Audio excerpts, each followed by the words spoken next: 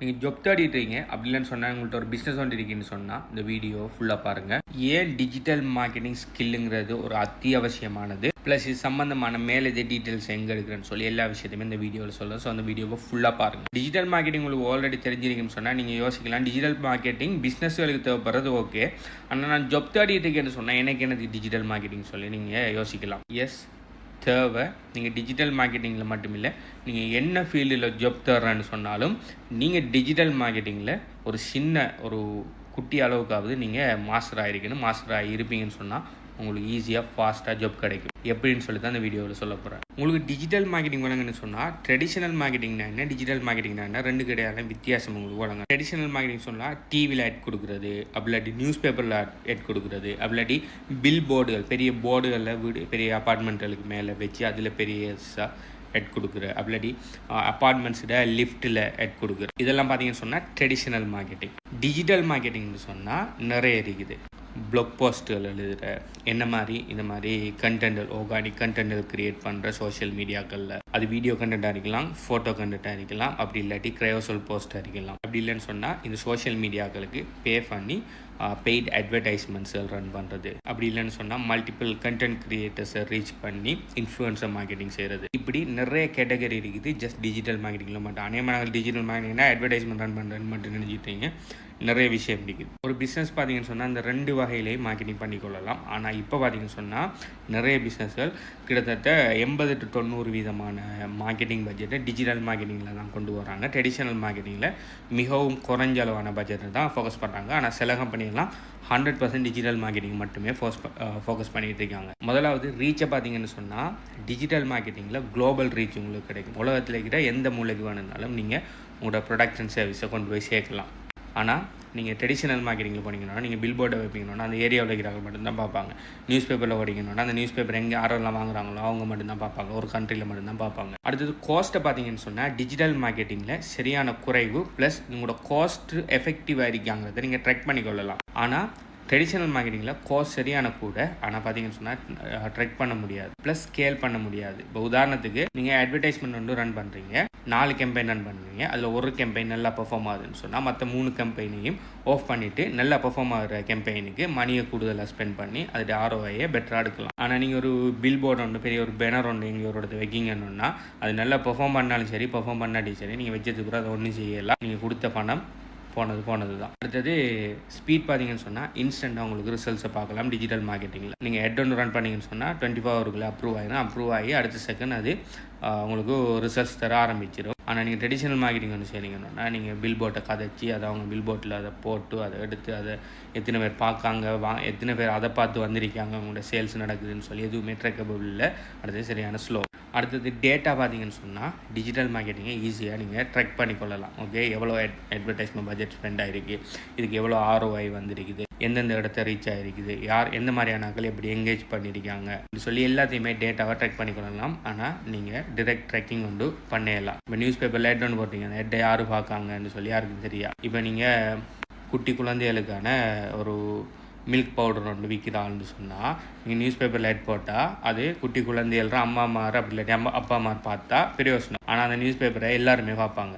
Laser target பண்ணி நீங்கள் run பண்ணிடலாம். ஆனால் நீங்கள் அட்வர்டைஸ்மெண்ட் ரன் பண்ணக்குள்ள ஜஸ்ட் பிள்ளைகள் பிறந்த பேபியோட அம்மாமார் அப்பா அம்மாரை ஈஸியாக டார்கெட் பண்ணி கொள்ளலாம். இந்த சில சர்ச் கீவேர்ட்ஸ் எல்லாம் வச்சு நியூஸ் பேப்பரில் ஓட எல்லாருமே மொத்தமாக பார்ப்பாங்க.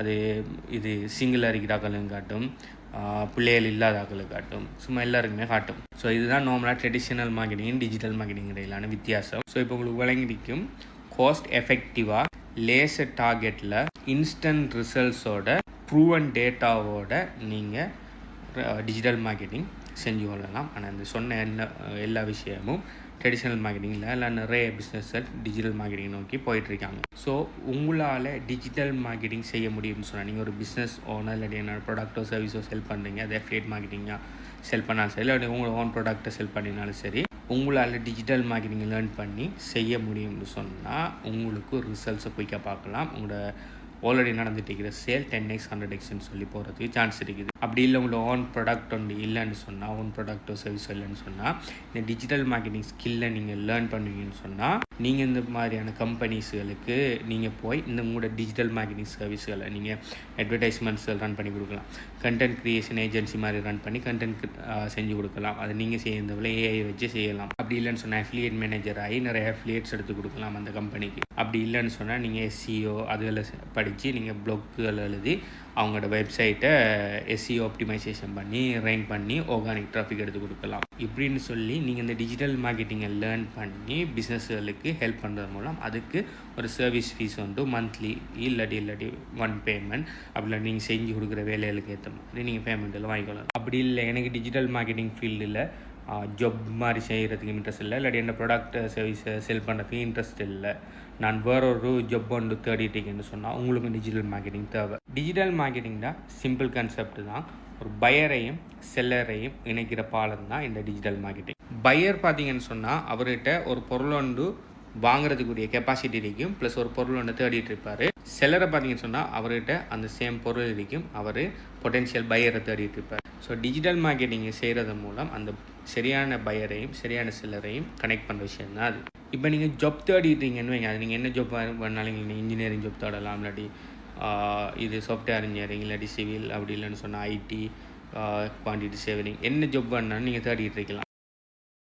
ஸோ இந்த ஜொப்பெல்லாம் உங்களுக்கு செய்ய தெரியும்னு சொன்னால் அப்படியான ஸ்கில்லெல்லாம் நீங்கள் வச்சுருக்கீங்க. ஸோ நீங்கள் ஒரு செல்லர். இப்போ ஒரு கம்பெனி வந்து ஏதோ நீங்கள் செய்யக்கூடிய, இப்போ உதாரணத்துக்கு நீங்கள் ஒரு குவான்டிட்டி சேவர்னா உங்களுக்கு குவான்டிட்டி சேவரிங் ஜாப் செய்ய தெரியும், அந்த ஸ்கில் உங்கள்கிட்ட இருக்குது. ஸோ நீங்கள் ஒரு செல்லர். ஒரு கம்பெனி வந்து ஒரு குவான்டிட்டி சேவையர் வந்து தேடுறாங்கன்னு சொன்னால் அவங்க ஒரு பையர். ஸோ உங்களுக்கு குவான்டிட்டி சேவையரிங் இந்த டேலண்ட் இருக்குன்னு சொல்லி அவங்களுக்கு தெரிஞ்சால் தான் அவங்க உங்களை ஹையர் பண்ணலாம். அவங்களுக்கு முன்னுக்கு அவங்கள்கிட்ட உங்களோட டேலண்ட்டை நீங்கள் தெரியப்படுத்துறதுக்கு நீங்கள் கூட டிஜிட்டல் மார்க்கெட்டிங் செய்யலாம். நீங்கள் உங்களோட குவான்டிட்டி சேவரிங் உங்களுக்கு தெரிஞ்ச நாலேஜை நீங்கள் கண்டென்ட்டாக க்ரியேட் பண்ணலாம். இந்த மாதிரி வீடியோ க்ரியேட் பண்ணலாம், இல்லாட்டி ப்ளாக் ஆர்டிகல்ஸ் எழுதலாம், இல்லாட்டி கிரேசல் போஸ்ட்டுகள் எழுதலாம். அதனால் எழுதி மெயினாக நீங்கள் லிங்க்டின்களில் நீங்கள் போஸ்ட் பண்ணலாம். லிங்க்டினில் போய் நீங்கள் பொட்டென்ஷியல் இது எம்ப்ளாயர்ஸுக்கு போய் டிரெக்ட் மெசேஜ் அனுப்பி நான் இப்படி குவான்டிட்டி சேவர் ஸ்கில்லெல்லாம் இருக்கு, நான் உங்களுக்கு ஹெல்ப் பண்ணுவேன்னு சொல்லி நீங்கள் மெசேஜ் அனுப்புகிறதும் ஒரு வகையான டிஜிட்டல் மார்க்கெட்டிங் தான்.